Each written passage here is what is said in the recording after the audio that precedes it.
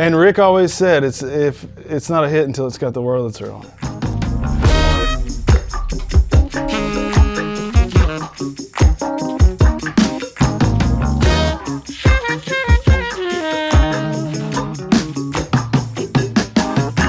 You know, I get asked to talk about the sound of Muscle Shoals, and in spite of the fact that I have been working here on and off 35 years, I still feel like a newcomer. The Muscle Shoals sound is an amalgamation of country music, rock music, gospel, and rhythm and blues. Take all those and put them into a gumbo of sorts, and you come up with a Muscle Shoals sound. Let's go on in here. This is Studio A. So the original room was built in 1962. Mustang Sally, Land of a Thousand Dances, Funky Broadway. Etta James did I'd Rather Go Blind here, Tell Mama. Bobby Gentry did Fancy here. And Little Richard, Lou Rawls, Mac Davis, the Osmonds, Shenandoah, on and on and on. One of the really cool things about this room is because it's been around for so long and it's been, you know, the ground has settled in certain places.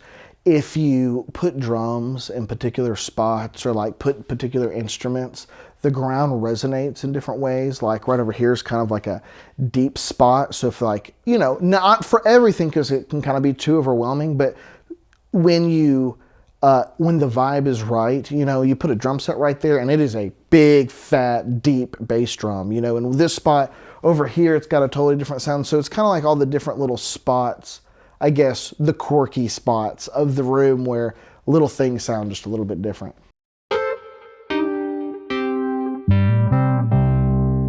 There really is a difference when you can get everybody in the room at the same time and work it out together.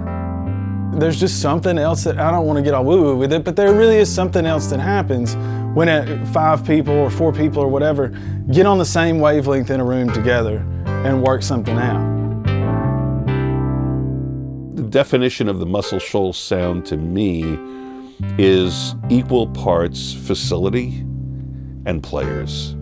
The people who populate this area and their intention, their desire to see the area succeed, to continue with a tradition. They're also men and women who are very open to new technology, to new opportunity.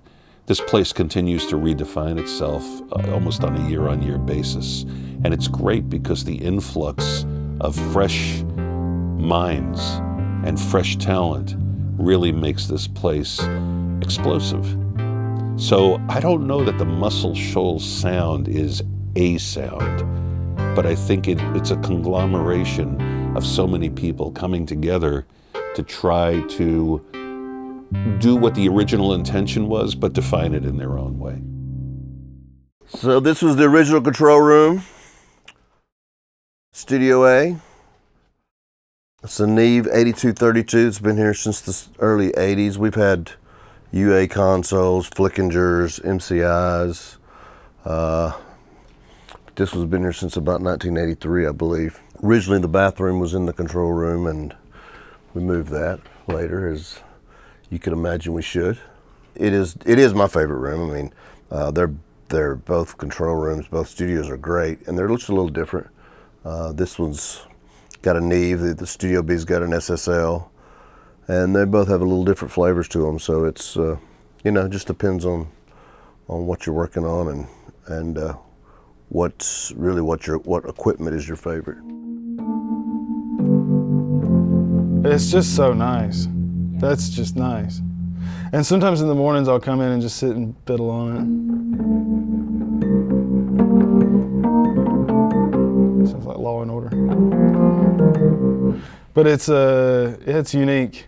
It's definitely unique. And not that everybody else didn't have access to Wurlitzers, they did. Muscle Shoals just happened to be the place that used them a bunch. Yeah. And nobody can play it like Spooner. And that goes back to the way he thinks on it. So, because he almost hardly ever plays full chords, like I was saying. He'll sit and wait and look at you, and you'll wonder why you're paying him for a minute there. And then he'll do some little something, and it's like, that's it. That's why, because I would have never thought of that, and he just does it. All right, so this is Studio B,